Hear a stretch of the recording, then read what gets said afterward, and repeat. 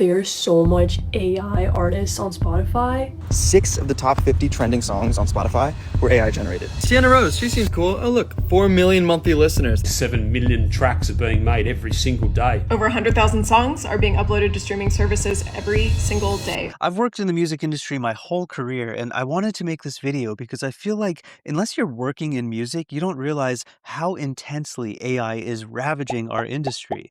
From the way we support artists, to the way we listen to their music, to the way they create their songs, AI is turning all of it upside down. In this video, I'm going to show you how AI is decimating our industry, who wants AI music, and why it's got everybody scrambling.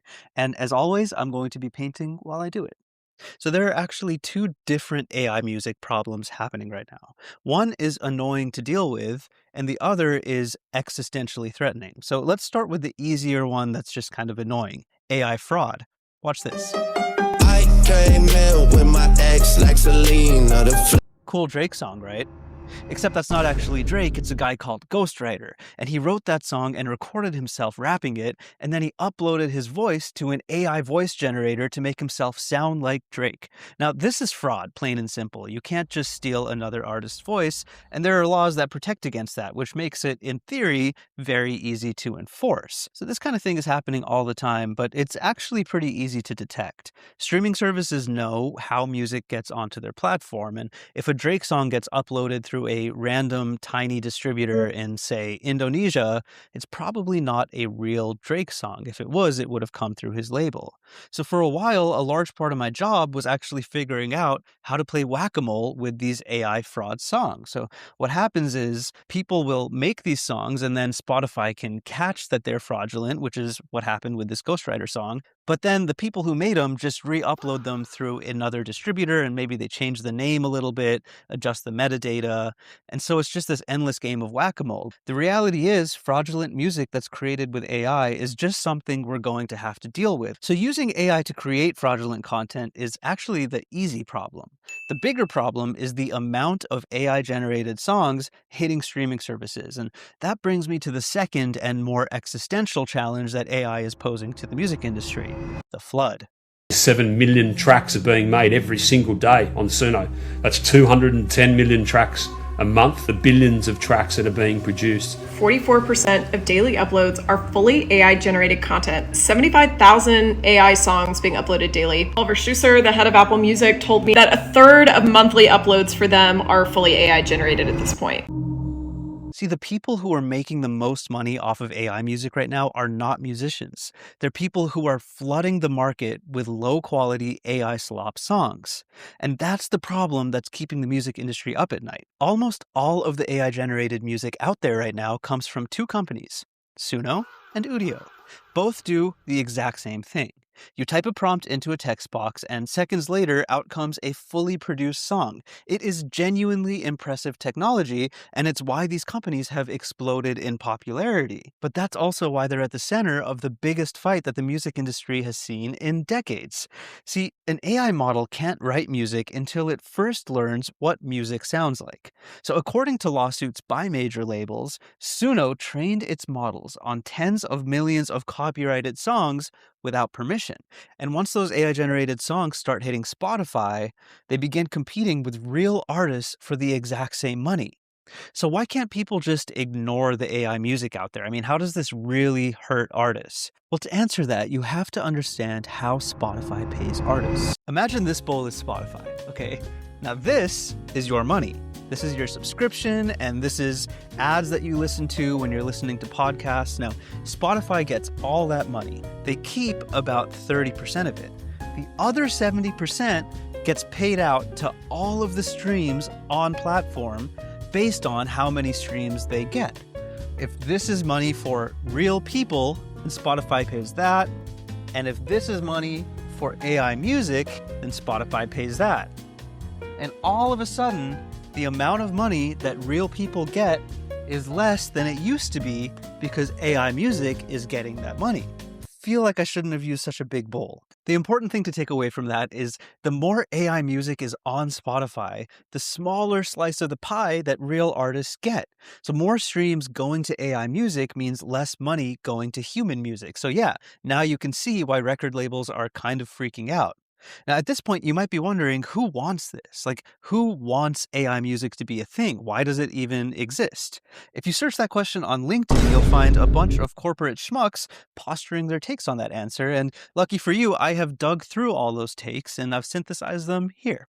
There are three parties that I believe want AI music to be successful. Now, the first are the executives who run AI generative music companies like Suno, right? Obviously, they want their product to be successful and they want it to make them money and they want to change the world and all of the stuff that you expect from a startup in a capitalist world. Then you have the private equity firms that are backing Suno. And by the way, private equity firms currently value Suno at $5.4 billion, which is by far the highest valuation of any music startup in the history of music startups. And the best way for them to succeed is for Suno to dominate the market. So if they're valued at 5.4 billion and they've raised hundreds of millions of dollars, well, those private equity firms want a return on investment. So they want AI music to be successful so that they get their money back. And then lastly, there are artists who use Suno who want Suno to be successful. And yes, I said that correctly. There are artists, real artists, who want Suno to succeed. Watch this. AI do you use when you make beats? I mean, I use a lot now, just like idea wise. I work with different musicians all the time, and some of the ways that people have shown me that they're using it is incredible. See, beyond just generating a song based on a text prompt, Suno offers a lot of different artist-facing tools. Like you can upload a demo of a song and Suno will finish it for you. You can write lyrics or poetry and Suno will put backing music to it. Or you can upload a song and ask for a specific change, like a different bass line or a different melody. So these are tools that benefit artists, and there are artists, massive artists like Diplo, who swear by it. But for the most part, the 7 million daily tracks that Suno is churning out are not Diplo sitting in his basement uploading unfinished demos and having Suno finish them for him. They are, at least in part, people who have discovered that they can make a quick buck by uploading these songs to streaming services. This professor at Berklee School of Music said it best when he said, "Anytime I meet a human in real life and they're excited about AI-generated music, it's because they've heard about someone who makes money with some kind of hustle using it. It's the same conversation you would have with someone in the 90s about how they made money off the pet rock." And I think that's a pretty representative approach of how a lot of people are feeling about the advent of AI in the music industry. But it leads to the question, like, so what? What do we do about it? What is the industry's approach to this growing problem? And I think a lot of people would assume that record labels would fight back against this, right? Like they'd want to protect their artists and they'd want to shut down all of these AI generating platforms. But that's not what's happening. And the reason for that is executives have learned from the crash of 2001 when the internet and piracy completely destroyed the old model of CDs. So back then, you might remember, like, you would download a song illegally on LimeWire or Kazaa, and in the back of your head, you'd be like a little afraid that the government would send you a letter and then like send you to jail. So that's because the RIAA, the Recording Industry Association of America, would actually send cease and desist letters to like kids for doing this. They basically fought as much as they could against the advent of the internet as a mechanism to listen to music. Now, obviously, they lost that fight and they lost a lot of money in the process, but that disruption led to a new model, which is streaming. The primary way that we all listen to music now is on the internet, the very thing that disrupted the old model. So this time around, I think something different is happening. Executives know that they can't fight the tide and AI is here to stay. And instead, they're asking, how do we actually embrace AI? How do we ethically license our content? How do we get our music to AI platforms, but get compensated for it? Warner Music Group, one of the largest labels in the world, has settled their lawsuit against Suno and will now also allow Suno to train their models on artists in exchange for compensation. So other labels are definitely going to follow suit, and this signifies an embrace of AI while making sure that there are protections in place. And look, I have friends on both sides of the equation. One of my closest mentors is an executive at Suno. But my take is that AI could be a valuable tool for artists. The same way that computers made recording easier, I think AI could help artists ensure that their creativity is captured in new and faster ways.